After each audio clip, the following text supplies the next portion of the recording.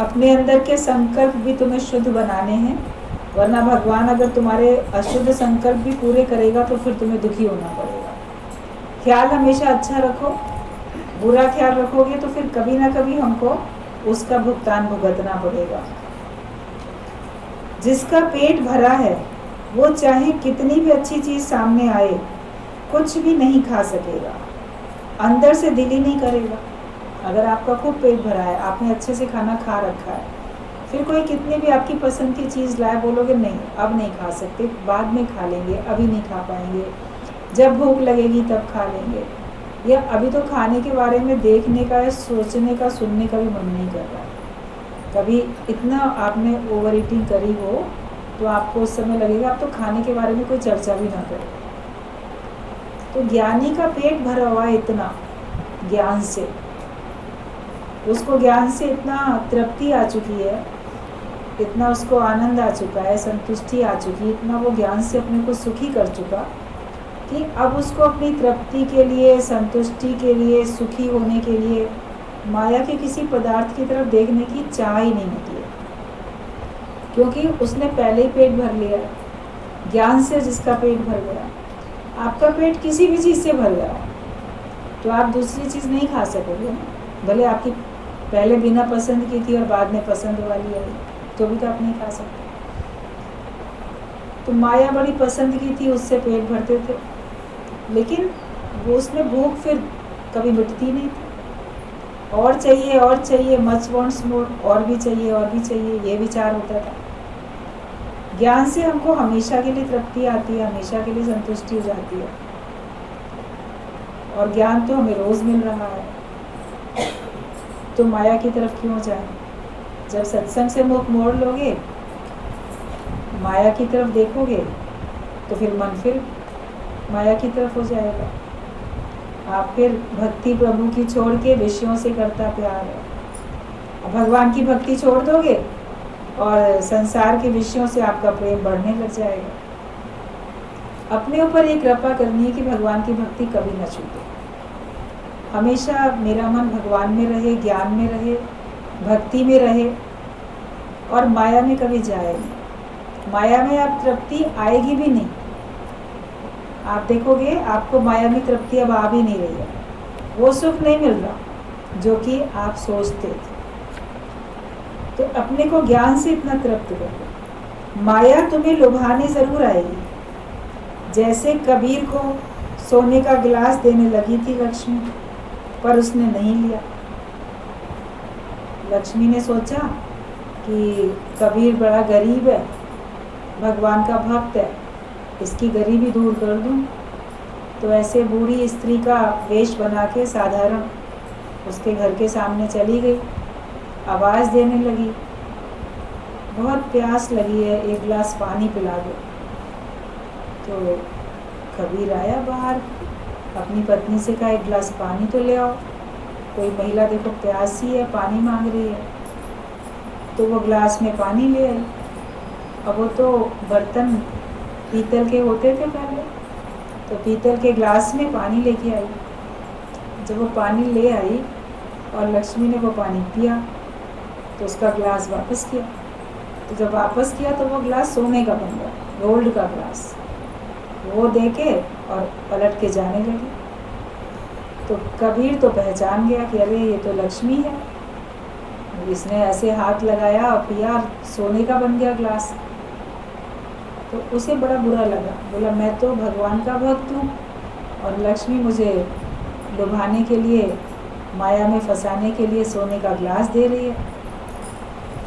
तो अपनी पत्नी से कहता है लाओ लोई डंडा, करूँ मैं इसको चंगा, जल्दी एक डंडा लेके आओ, अभी मैं इसकी अकल ठिकाने लगाता हूँ। ये हमें लालच में डुबोना चाहती है, लालच में गिराना चाहती है। तो उसने ग्लास नहीं लिया, उसका ग्लास किया वापस, फेंका उसकी तरफ, बोले ले आओ, भाग जाओ, वरना अभी तुम्हारा हिसाब किताब ले लेंगे। मतलब उसको मिला भी, सोने का ग्लास अगर मिला भी तो कबीर ने उसको इनकार कर दिया लेने से। जिसका मन भगवान में लगा होता है वो व्यर्थ में ऐसे माया नहीं लेता है। कोई उसको लोभ लालच दे, आज एक लोभ लालच में मन फंसेगा, कल दूसरे में, परसों तीसरे में, ऐसे उसकी गिरावट होती चली जाएगी, क्योंकि लोग भी तो नरक का ही द्वार है ना, सारे विकार तो नरक के द्वार है। तो जिसका मन भगवान में लगता है वो भगवान की बातें कितनी भी सुने उसको अच्छी लगेंगी। जिसके द्वारा भी भगवान की बात सुनने को मिलती है उसको वो व्यक्ति भी अच्छा लगता है, लेकिन जिसके द्वारा संसारिक सुख मिलते हैं, संसार के लोभ लालच या माया मिलती है, अब ऐसे लोग भी आपको पसंद नहीं आएंगे कि ये खुद भी मायावी बुद्धि वाले हैं और हमारे अंदर भी माया डाल के जाते हैं, हमारे अंदर भी मायावी बुद्धि डालते हैं। किसी किसी के साथ बात करने के बाद आपके मन में भी जगत ज़्यादा भरने लग जाता है, और कहीं जो भगवान के भक्त हैं उनके साथ बैठने से भक्ति आपकी बढ़ती है। तो ये ध्यान रखो अपना कि किसी भी प्रकार के लोभ लालच में हमें गिरना नहीं, फंसना नहीं। माया आकर्षक है और तरह तरह से हमारे मन को लुभाने के लिए आती है। भगवान की ही मर्जी होती है तभी आती है। भगवान भी परीक्षा लेता है कि देखें ये भक्ति अभी भी करता रहेगा कि इसमें फंस जाएगा। अगर फंस जाते हो तो भगवान समझ जाता है सच्चे भक्त नहीं हो, और अगर उसमें नहीं अटकते, अपने लक्ष्य पे चलते रहते हो, तब आप सच्चे बनते हो। सच्चे भक्त बनोगे तभी तो भगवान के बन पाओगे। भगवान तो ठोक बजा के परीक्षा लेगा आपकी, तब अपना बनाएगा, ऐसे थोड़ी अपना बना लेगा। आप सोचते हो कैसा हूँ, खोटा या खरा, निर्दोष चरण में आ तो गए, लेकिन हमेशा निर्दोष बन के रहोगे तब तो दोष तुम्हारे अंदर भरते चले जाएंगे, तब थोड़ी नहीं तुमको भगवान अपना बनाएगा। भगवान के जैसा बनने के लिए हमको भगवान की तरह से अपना ज्ञान से अपना व्यवहार शुद्ध करना पड़ेगा, और जो कुछ मिला ईश्वर की कृपा से, अपने प्रारब्ध से, उसको मिल बांट के सबके साथ हमें खर्च करना होगा। तब भगवान भी खुश होंगे और बाकी लोग भी खुश होंगे। जो दृष्टांत अभी चल रहा था कि एक संत से एक शिष्य ने पूछा कि किसी के पास बहुत माया है, किसी के पास नहीं है, कोई इस्तेमाल करते हैं, कोई नहीं करते हैं, हम किस तरह से अपना जीवन बिताएं संसार में रहते हुए कि भगवान खुश रहे। भगवान किस बात से खुश होंगे? तो संत ने कहा तुम्हारी बात का जवाब मैं कल दूंगा, और कल तुम एक काम ये करना, सत्संग के बाद तुम्हारी बात का जवाब देंगे, कल हमारे लिए भोजन बना के ले आना। बड़ा खुश हो गया। गुरु ने कहा है भोजन बना के ले आना, बड़े प्यार से बहुत अच्छा भोजन बनाया, गुरु ने खास कहा है, लेके पहुंच गया। सत्संग खत्म होने के बाद बैठे तो उसने बहुत प्रेम से, श्रद्धा भाव से वो भोजन गुरु के आगे रखा, थाली में परोस के। आपने कहा था लीजिए भोजन, आप आज ग्रहण करिए। तो गुरु ने क्या किया, वो भोजन ले लिया और उस देने वाले शिष्य की तरफ से ऐसे पीठ कर ली और आराम से खाने लगा। औरों से तो बात करता रहा, उससे बात ही नहीं की। उसको बड़ा अजीब लगा कि मैं लाया और मेरे से ऐसे नाराज़गी से पीठ फेर ली और मेरे से बात भी नहीं कर रहे हैं, भोजन के बारे में भी नहीं बताया, किसी और बारे में नहीं बताया, औरों से तो अच्छी तरह बात कर रहे हैं, अब मेरे से क्या गलती हो गई। तो खा पी के उसके बर्तन पकड़ा दिया गुरु ने। तो वो कहता है कि अब ये तो नहीं बोला उसने कि आपने ऐसा क्यों किया। कहता है गुरुजी आपने मेरे प्रश्न का जवाब नहीं दिया, आपने कहा था जवाब देंगे। बोला अरे हाँ जवाब नहीं दिया, ऐसा करो कल तुम्हारे प्रश्न का जवाब देंगे कि भगवान किस काम से खुश होते हैं, कल तुम्हारे प्रश्न का जवाब देंगे। और सुनो कल भी हमारे लिए भोजन बना के गया। चला गया, उलट घर में बनाया फिर उसने अच्छा सा भोजन कि शायद आज जवाब देगा, कल तो मेरे से पीठ फेर ली थी, आज तो मेरे से हंस के बात करेगा। तो फिर अच्छा सा भोजन बना के ले गया, गुरु ने ले लिया। और वो जो भोजन था, आश्रम में कुछ कुत्ते भी पले हुए थे, ऐसे घूमते रहते ना, तो जो भोजन लाया था वो भोजन तो सब डाल दिया कुत्तों के आगे, खुद नहीं खाया संत ने। और उस शिष्य से बड़े अच्छे से बात की, हाल चाल पूछा और वो और बातें करने लगा। उससे बड़े प्रेम से बातें करने लगा जो लाया था भोजन। उसको बार बार लगे कि कल मेरे से बात नहीं की, मेरा भोजन खा लिया था कम से कम, आज मेरे से बात कर रहे हैं तो मेरा भोजन देखो कुत्तों को फेंक दिया। ऐसा क्या नाराज़गी, क्यों ऐसा किया? मैं तो बड़ी श्रद्धा भावना से लाया था। अब गुरु से कैसे कहे कि गुरु तुमने ऐसा क्यों किया? कौन कहे साहिब को यूँ कर और यूँ ना कर, कैसे कहे? जो भी श्रद्धावान वाले होते हैं, विश्वासी होते हैं, भक्त होते हैं, वो ऐसे सवाल जवाब नहीं करते तुमने ऐसा क्यों किया, ये करना चाहिए था, ये नहीं करना चाहिए था। इस प्रकार के सवाल जवाब जो सच्चे भक्त होते हैं वो नहीं करते हैं। वो मौन में रहते हैं, वो गुरु की लीला को देखते हैं। चुप रहा। फिर जब और सारी बातें की, उसके सवाल का जवाब ही नहीं दिया गुरु ने। तो वो कहता है गुरु जी मेरे प्रश्न का उत्तर नहीं दिया आपने, बाकी तो सब बात हो गई, अब प्रश्न का उत्तर भी तो दे दीजिए। बोले हाँ हाँ आज तो लेट हो गया ना, देर हो गई है, कल तुम्हारे प्रश्न का जवाब ज़रूर देंगे और कल भी हमारे लिए भोजन ले आना। अब वो गया तो घर में गया, भोजन भी बना के अगले दिन लाया। असमंजस में था, पता नहीं गुरु क्या करता है, एक दिन खाया भी फिर कुत्ते को फेंक दिया, आज पता नहीं क्या करेगा।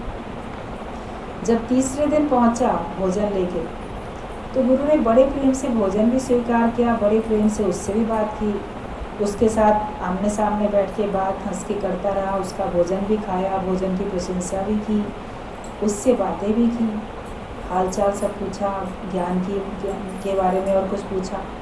मन बड़ा खुश हुआ कि गुरु कितने प्यार से मेरे से बोल रहे हैं, कितने प्यार से मेरा भोजन भी खा रहे। तो पूरा हो गया उसका भोजन भी, बातचीत भी हो गई। फिर कहता है कि आज मेरे प्रश्न का उत्तर दे दीजिए। तो वो कहता है तुम्हारे प्रश्न का उत्तर देखो मैं तुमको 3 दिन से दे रहा हूँ, अभी तुमको समझ में आया कि नहीं आया? तो बोला नहीं समझ में आया। तो मैंने प्रैक्टिकली करके दिखाया कि देखो तुम किस बात में खुश हुए। तुम तो ये कहते हो ना कि भगवान किस बात में खुश होंगे, हम क्या करें जो भगवान खुश होंगे। तुम किस बात में खुश हुए? पहले दिन हमने तुम्हारा भोजन तो ले लिया, स्वाद लेके खा भी लिया, लेकिन तुम्हारी तरफ से पीठ कर ली थी तो तुम खुश नहीं हुए थे ना। तो भगवान ने सारा संसार बनाया, इतनी सब कुछ हमारे लिए बनाई, हमारी प्रारब्ध का सब कुछ हमारे सामने रखा। कुछ मांगते हो तो मिल जाता है, बाकी बिना मांगे ही मिलता है। तो जैसे भगवान ने वो दिया तुमको भोजन माया के रूप में, तो अगर तुम संसार वाले सब लोग परमात्मा की दी हुई चीज़ ले तो लेते हैं, लेकिन परमात्मा की ओर से विमुख हो जाते हैं, पीठ करके बैठते हैं, भगवान को याद ही नहीं करते। जब परेशानी समस्या कोई आती है तब जाएंगे, याद करेंगे, दुख दूर करने की प्रार्थना करेंगे और उसके बाद फिर दुख दूर हो जाते हैं, फिर भूल जाते हैं, फिर माया में पड़ जाते हैं। तो ऐसे लोग तो भगवान को पसंद नहीं आएंगे, क्योंकि वो व्यवहार तुम्ही को पसंद नहीं आया। जब हमने तुमसे चीज़ लेके तुम्हारी तरफ पीठ की तो तुमको पसंद नहीं आया ना। तो हम भगवान से मांगते हैं या बिना मांगे भी मिलता है, लेकिन भगवान की ओर पीठ करके बैठे हैं तो भगवान को ये व्यवहार हमारा पसंद नहीं आता। और दूसरी बात, दूसरे दिन बात तो बहुत अच्छी की, जो भोजन लाए तुमसे तो अच्छी बात करी, लेकिन तुम्हारा भोजन फेंक दिया, कुत्तों को खिला दिया, खुद नहीं खाया। तो भी तो तुमको नहीं अच्छा लगा ना कि मेरी लाई हुई चीज़ तो कम से कम इस्तेमाल करते, खाते, तो मेरे से तो अच्छे से बात कर रहे हो। तो संसार में कुछ लोग ऐसे होते हैं जो भगवान की तो बड़ी भक्ति करते हुए दिखते हैं, लेकिन अति विरक्त, अति सन्यासी, अति त्यागी होके ना, जो भगवान की ओर से चीज़ मिली वो ऐसी जगत वालों के आगे फेंक देते हैं कि हमें नहीं चाहिए, हमको ये नहीं चाहिए, वो नहीं चाहिए, इसमें बंधन है, इसमें माया है, इसमें ये है। तो भगवान ने जो माया अगर आपको मान लो दी है तो उसका निरादर कर देते हो, उसको इस्तेमाल नहीं करते, उसको वहीं किसी के लिए भी ऐसे दे देते हो कि नहीं हमको तो बस तपस्या करनी है, हमको तो भक्ति में रहना है। तो भी तुम्हारा मन चल रहा था ना कि तुमसे तो बात कर रहे अच्छे, लेकिन तुम्हारी दी हुई जो चीज़ थी उसका इस्तेमाल ही नहीं कर रहे। लेकिन तीसरे दिन जब तुमसे भी बात की, तुम्हारा भोजन भी खाया, तब तुमको पूरी तृप्ति आई। तो ये जीवन जीने की कला गुरु हमको सिखाता है कि भगवान की भक्ति में भी रहो और भगवान की ओर से जो कुछ मिला प्रसाद उसको स्वीकार भी करो सहर्ष, खुशी से उसको स्वीकार करो और उसका उपयोग करो। मनुष्य तन मिला है, ज्ञान मिला है, बुद्धि मिली है, और माया के जो भी पदार्थ हैं उनको सबको आप उसका सदुपयोग करो, दुरुपयोग नहीं करो। और सबके साथ मिल बांट के, कभी आप मिल बांट के पिकनिक पार्टी कुछ करते हो तो उसमें कितनी खुशी आती है। अकेले होते यूँ तो पेट अकेले भी लोग भर लेते हैं, अकेले अकेले भी खा लेते हैं, लेकिन जब सबके साथ मिलके खाना खाते हैं तो उस दिन आपको अधिक मन में खुशी मिलती है, आनंद आता है कि चलो 4 लोगों ने आज मिलके खाना खाया। तो जो भी है सबको प्रसन्नता देते हुए प्रसन्नता हासिल करना और भगवान की भक्ति में भी लगे रहना, ये तब ऐसा व्यवहार होता है तब भगवान भी खुश होते हैं, क्योंकि सब में तो भगवान बसते हैं, कण कण में, जड़ चेतन में, हर एक में भगवान बस रहे हैं। तो किसी भी जड़ या चेतन, किसी भी वस्तु का हमको निरादर नहीं करना, सबको भगवान जहाँ के मान सम्मान दो। जो है आपके पास रूखा सूखा है, आपके पास 36 प्रकार का व्यंजन है, जैसा भी आपकी प्रारब्ध से आपको मिला उसमें खुश रहो, भगवान के शुक्राने गाओ उसमें। तो हम बाकी माया हमको कितने भी अच्छे रूप में सामने आए, लेकिन हमें उसमें मन नहीं अटकाना, लेकिन हमें उसका दुरुपयोग भी तो नहीं करना है। दुरुपयोग क्यों करें उसका, सदुपयोग होना चाहिए। होते हुए भी चीज़ का आप इस्तेमाल नहीं करोगे तो उसका तो होना ना होना एक बराबर होगा। ज्ञान है, ज्ञान का भी अगर इस्तेमाल नहीं करोगे तो उसका भी होना ना होना एक बराबर हो जाता है। तो माया तुम्हारे सामने आएगी ज़रूर, लेकिन उसमें अटको नहीं, लेकिन उसका सदुपयोग करो। निष्कामी का हर कर्म भगवान के निमित्त होता है। जो भी वो कार्य करता है वो भगवान के निमित्त ही कार्य करता है, उसका हर कर्म भगवान के निमित्त होता है। वो अपने लिए कुछ नहीं करता, वो जो करता है कि परमात्मा मैं तेरे लिए करता हूँ, तुम्हारी प्रसन्नता के लिए कार्य करता हूँ, इसमें पलट के मुझे कुछ भी लेना देना नहीं है। इसमें निरिच्छा होने में जो सुख है वो कभी महसूस करके तो देखो। इच्छा में सुख मिलता है, इच्छाएं करते हैं, इच्छाओं में सुख मिलता है, और इच्छाएं पूरी होती हैं तो बहुत सुख मिलता है, बड़ा जश्न मना लेते हैं।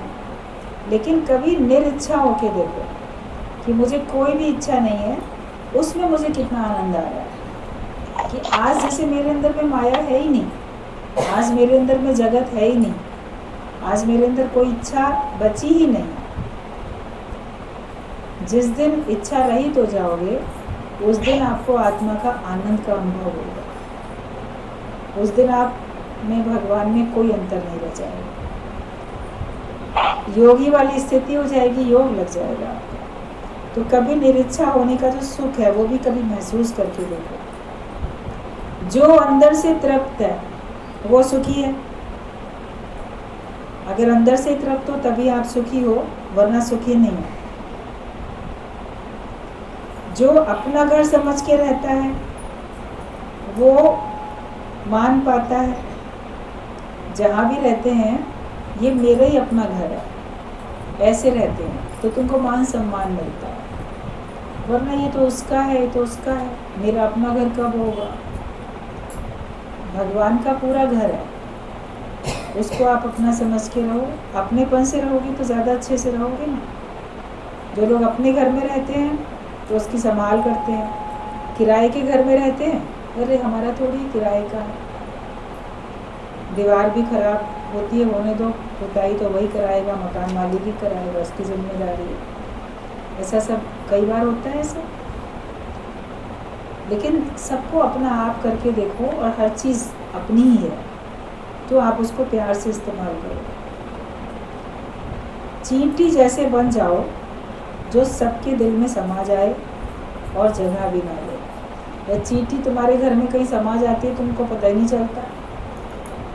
तो ऐसे बिल्कुल बी नथिंग होके, इतनी नम्रता वाले होके आप रहो और प्रेम से आप सबके दिल में समा जाओ, और फिर कोई दूसरे का दिल भारी भी नहीं होगा।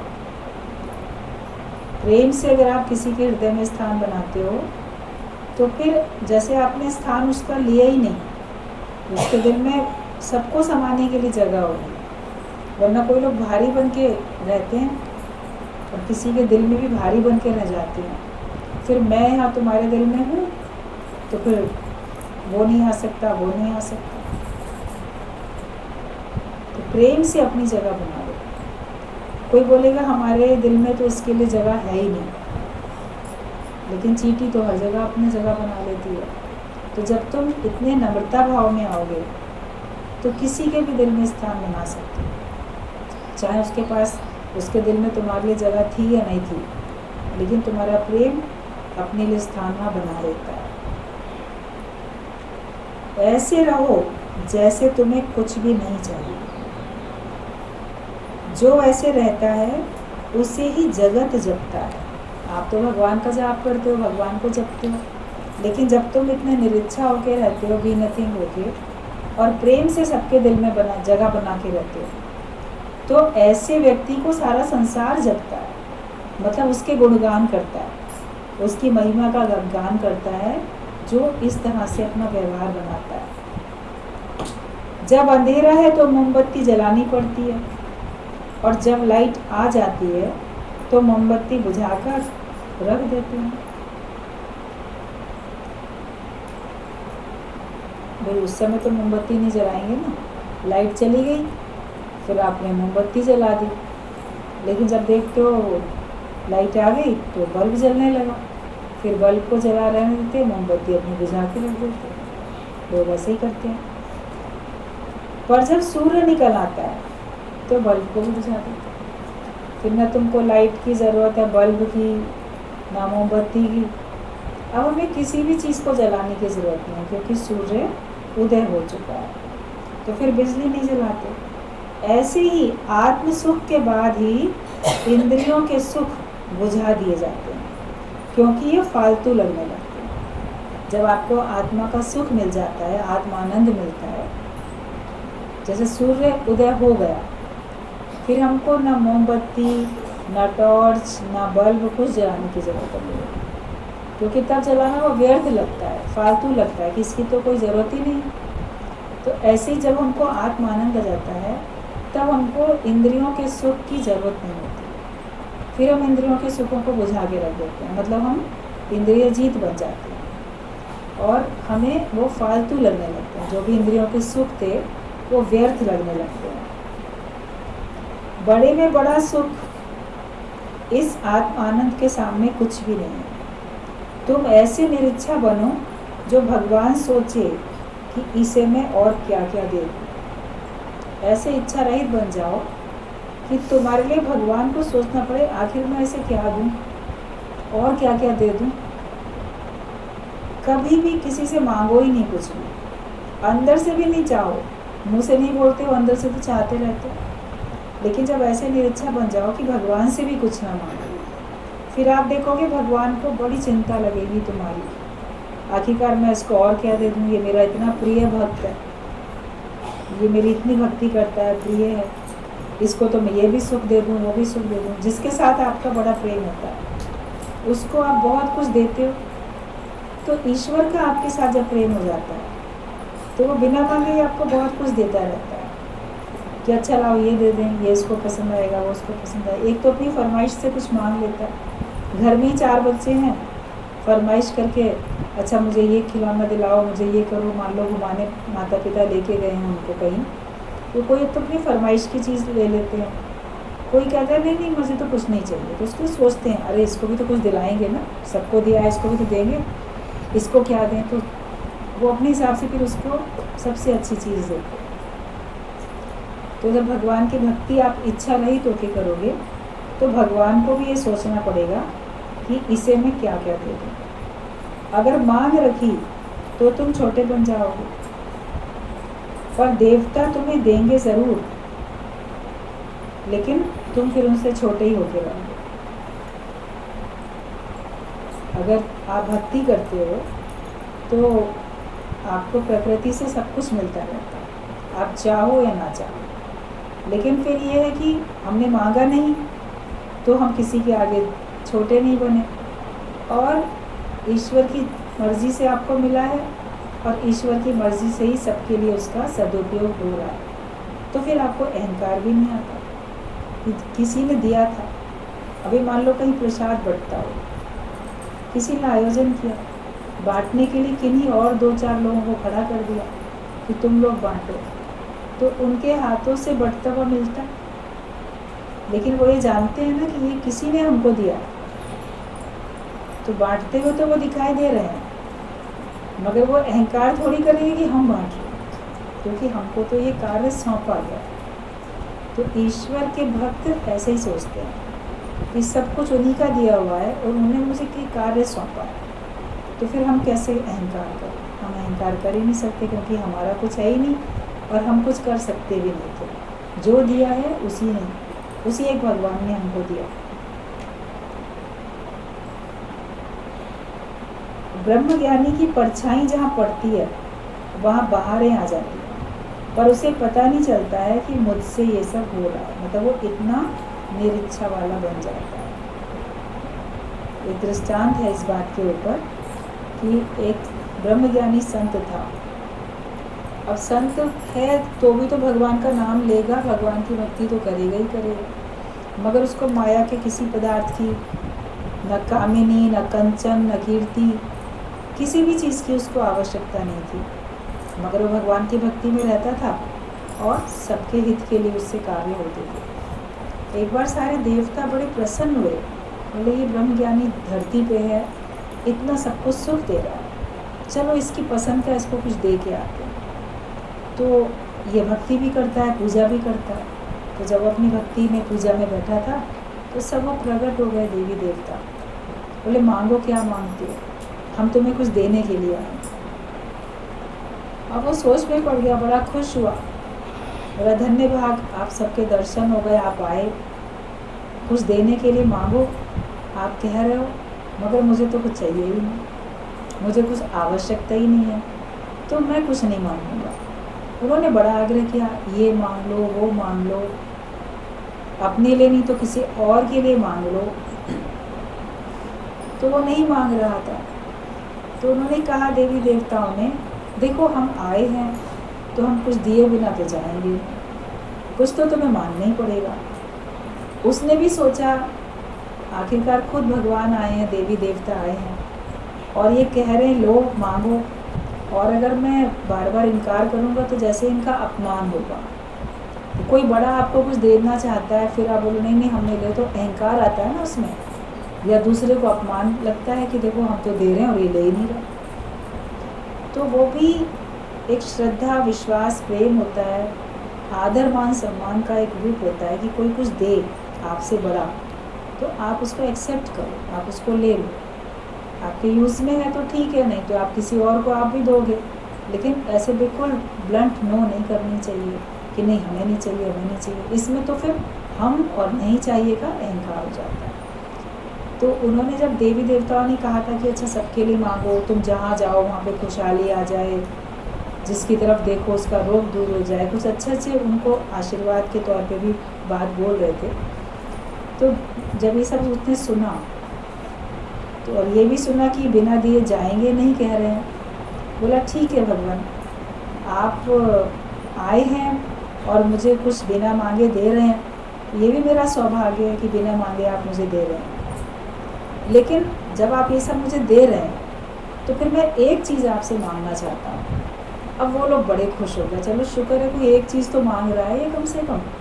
बड़े खुश हुए, बोले हाँ हाँ बताओ, जो तुम बताओगे हम देंगे। तो ब्रह्मज्ञानी ने कहा जो भी कुछ आपने मुझे कहा कि तुम्हारे से ये अच्छा हो जाएगा, वो अच्छा हो जाएगा, ये सब हम तुमको आशीर्वाद दे रहे हैं, वो सब हो, लेकिन मैं आपसे ये मांगता हूँ कि मुझे भी इस बात का पता ना चले कि मेरे से ये सब हो रहा है। जैसे कि मेरी परछाई से हुआ, मेरी परछाई से कुछ हुआ तो मुझे आभास भी नहीं होता। मान लो आप खड़े हो, आपकी परछाई आपके पीछे है और उस परछाई से कोई सुख उठा रहा है, जैसे उसको धूप लग रही है और आपकी कोट में आपकी परछाई में खड़ा हो गया, तो आपको थोड़ी पता चलेगा मेरी परछाई से किसी ने सुख उठा लिया। तो ब्रह्मज्ञानी ने फिर देवी देवताओं से यही मांगा कि मेरे से सब कुछ अच्छा हो, अच्छे अच्छे कार्य हों जो आप कह रहे हो, लेकिन मैं सिर्फ ये मानता हूँ कि इसका आभास मुझे ना हो, मतलब कि मेरे अंदर में कभी कर्तापना ना आने पाए। अगर मुझे ये लगेगा कि मेरे द्वारा हुआ तो वो व्यर्थ चला जाएगा। जो जाने मैं कुछ करता तब लग गर्भ जून में फिरता। जो भी ये जानता है कि मेरे से कुछ हो रहा है तो फिर वो जन्म मरण के चक्कर में आ जाता है। तो आज तो कोई संत होके अच्छा कार्य कर रहा है, लेकिन वहीं पे अगर उसको ये भाव आने लग जाए कि मैं कितना अच्छा हूँ, मैं इतना अच्छा ज्ञान सुनाता हूँ, मैं इतना अच्छा भजन सुनाता हूँ, मैं इतना अच्छा सबका काम करता हूँ, सबकी मदद करता हूँ, सबके काम आता हूँ, तो फिर ये मैं जो है कर्तापने में आपको लाके गिरा देगी कि मैं करता हूँ ये सब। हर पल ये एहसास हो, हर पल ये भाव हो कि जो भी होता है वो परमात्मा से ही होता है, परमात्मा ही करते हैं, वो ही कर रहे हैं, मैं करने वाला कुछ भी नहीं। ज्ञानी से बहुत अच्छे अच्छे कार्य होते हुए दिखते हैं, ब्रह्म ज्ञानी से, लेकिन वो हर पल सुजाग अवस्था में रहता है कि मैं तो किसी लायक नहीं था, परमात्मा ही ये सब कराता है, हमेशा भगवान को आगे रखता है। इसीलिए इतने सारे कार्य करने पर भी उसके खाते में एक भी कर्म नहीं आता। बदकर्म तो वो करता ही नहीं है और सत्कर्म उसके खाते में आते ही नहीं है, इसीलिए उनका फल भोगने के लिए उसको जन्म मरण के चक्कर में फिर आना ही नहीं पड़ता है। तो जैसे उसने कहा ब्रह्म ज्ञानी ने कि मुझे कुछ पता ना चले, तो ब्रह्म ज्ञानी से सब कुछ होता रहता है, जहाँ जाता है वहाँ खुशियाँ आ जाती हैं, लोगों के दुख दूर हो जाते हैं, लेकिन वो समझता है कि मैंने कुछ किया ही नहीं है। उसे इस बात का पता नहीं चलता कि मुझसे ये सब हो रहा है। अगर याद रखे तो वो गिरेगा। अगर आप ये याद रखो कि मैंने ऐसा ऐसा किया तो तुम्हारी गिरावट है। फिर प्रशंसा भी मीठा जहर है जिसमें लोग गिरते हैं। लोग बड़ी प्रशंसा करते हैं किसी की, अच्छी बात है, प्रशंसा के कंजूस नहीं है तो करते हैं, लेकिन बहुत अधिक किसी के मुख पे उसकी रोज़ रोज़ प्रशंसा भी नहीं करनी चाहिए।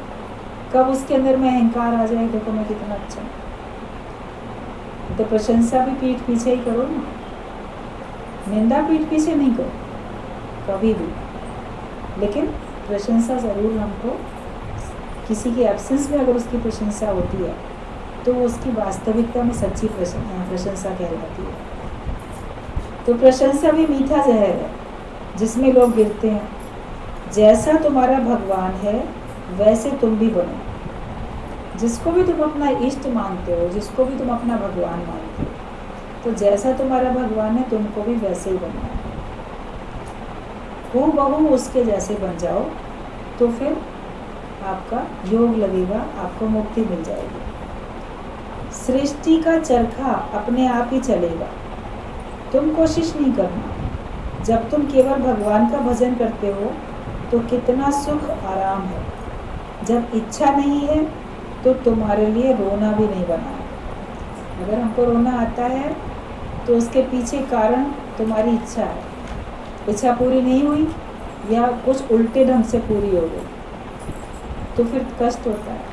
लेकिन जब इच्छा नहीं है तो तुम्हारे लिए रोना भी नहीं है। और जब केवल भगवान का ही भजन करते हो तभी तुम सच्चे सुख में हो, तभी तुम सच्चे आराम में हो। और संसार का चक्र तो अपने आप चलेगा, उसके लिए बहुत अपना दिमाग चलाने की ज़रूरत नहीं है। आप हो सामने, आपके द्वारा हो रहा है, आप दुनिया में नहीं रहोगे तो भी अच्छा होगा। वरना मन सोचता है ना, मैं नहीं रहूँगा तो कैसे होगा। 4 दिन के लिए कोई बाहर जाता है तो सोचता है कि पीछे ये व्यवस्था कर दें, वो कर दें, अभी ये लोग पता नहीं क्या कर पाएंगे कि नहीं कर पाएंगे। लेकिन हमेशा के लिए भी अचानक से जाना पड़ जाएगा। काल का बुलावा आया और तुमको अचानक से जाना पड़ा, तो भी तो सारी व्यवस्था बन जाती है। अपने आप भगवान सबको प्रेरणा देते हैं, शक्ति देते हैं, सब कुछ ना कुछ हो जाता है। ऐसा नहीं होता कि एक के ना रहने से आपका पूरा घर बिखर जाए, बर्बाद हो जाए। कभी शुरू में लगता है, कई बार ऐसा कोरोना टाइम में माता पिता दोनों चले गए, बच्चे रह गए, या कोई भूकंप आया या कोई भी कारण से लगता है कि अब इनका क्या होगा, कैसे करेंगे। मगर फिर भगवान ने कोई व्यवस्था बना के रखी होती है, कुछ ना कुछ हो ही जाता है ईश्वर के तरफ से। जिसके भी द्वारा उनका लालन पालन होना होता है वो हो जाता है। और उनके अपने अंदर में भी भावना वैसी आती है, उनके अंदर मैच्योरिटी आती है, जल्दी ही वो अपने आप को परिपक्व बना लेते हैं और भगवान उन्हीं के द्वारा उनको शक्ति दिला के उनका कार्य करवाता रहता है। तो इच्छा अपने अंदर से निकाल दो तो तुम देखोगे तुम्हें रोना नहीं पड़ेगा। भगवान के पास उसके जैसे बनकर जाओ, मतलब भगवान के पास जाओ तो भगवान के जैसे बन के जाओ, तो देखना कितनी महानता होती है, कितना तुम्हारे अंदर में तुम्हारी कितनी महानता आ जाती है। भगवान भी तुम्हारी बड़ी मेहमान नवाजी करेगा, दुनिया वाले भी तुम्हारी महानता करेंगे और फिर भगवान भी तुम्हारी मेहमान नवाजी करेगा। किसी घर में उसके अपने बन के जाओ, दोस्त बन के, उसके संबंधी बन के, उसी के जैसे बन के, तो वहाँ भी तुम्हारी अच्छी मेहमान नवाजी होती है। अजनबी बन के जाओगे या भिखारी बन के जाओगे या कुछ मांगने वाले बन के जाओगे तो फिर आपको मिलेगा या नहीं मिलेगा, लेकिन आपकी उतनी खातिरदारी तो नहीं होने वाली। जो भी भिखारी होगा या अजनबी होगा उसकी ऐसी खातिरदारी नहीं होगी जैसे कि बिल्कुल उसके अपने की होती है। तो हम भगवान के पास भगवान के जैसे बन के जाएंगे तो भगवान भी हमारी बड़ी मेहमान नवाजी करेगा और संसार में भी हमारी फिर होगी तो बड़ी महानता होगी। जब तुम्हें ही इच्छा वाला पसंद नहीं है तो भगवान को इच्छा वाला कैसे पसंद आएगा? आपको भी तो इच्छा वाले लोग पसंद नहीं आते। कभी सोच के देखो, कोई व्यक्ति आपसे जब मिले कोई ना कोई इच्छा सामने रख दो, मेरे लिए ये कर दो, मेरे लिए वो कर दो, मुझे ये दे दो, मुझे वो दे दो। लड़कियां शादी होकर ससुराल चली जाती हैं, फिर अगर मायके में भी आके वहाँ भी अगर फरमाइशें करती मांगती हैं तो वो खुद की अपनी बेटियां भी लोगों को पसंद नहीं आती, जबकि वो सोचती हैं यहाँ तो मेरा अधिकार है ना, मेरे माँ बाप से मैं मांग लूँगी। घर में ससुराल में नहीं मांग पाते हैं, लेकिन अगर वहाँ भी हर बार जाके मांगे तो वो पसंद नहीं आएंगी, उनके भाई भाभी भी पसंद नहीं करेंगे। ये तो जब आती हैं कुछ ना कुछ मांगती हैं, अच्छा मैं वापस जाऊंगी तो मुझे ये भी दे देना, वो भी दे देना, ससुराल में दिखाने के लिए, और ये वो बहुत कुछ लोग करते हैं इस प्रकार से।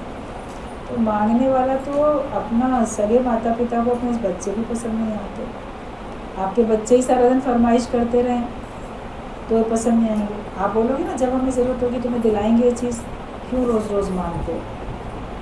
तो रोज़ रोज़ मांगना हमको जब पसंद नहीं है तो भगवान को कैसे पसंद आए?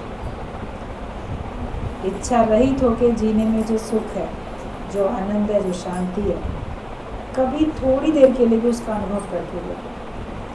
आत्मा के आनंद की झलक मिले जिसे एक बार, एक झलक भी एक बार अगर किसको मिल जाती है तो मर के जिए जगत में वो प्रेमी, नहीं सूझे उसे संसार। फिर उसको संसार ही सूझेगा, वो ऐसा बी नथिंग होकर जिएगा, क्योंकि उसको आत्मा के आनंद की झलक मिल गई। जब इच्छा रहित होंगे तो आत्मा के आनंद की झलक मिलेगी, वरना इच्छाएं पूरी होती हैं खुश होते रहते हैं, नहीं पूरी होती दुखी होते रहते। सुख और दुख के झूले में सब झूल रहे हैं, इस दुख सुख के झूले से हटो और अपने आत्मिक आनंद में आके स्थिर हो जाओ। वही हमारे जीवन का लक्ष्य है, और ऐसा जीवन बनाने वाले से भगवान भी खुश रहते हैं।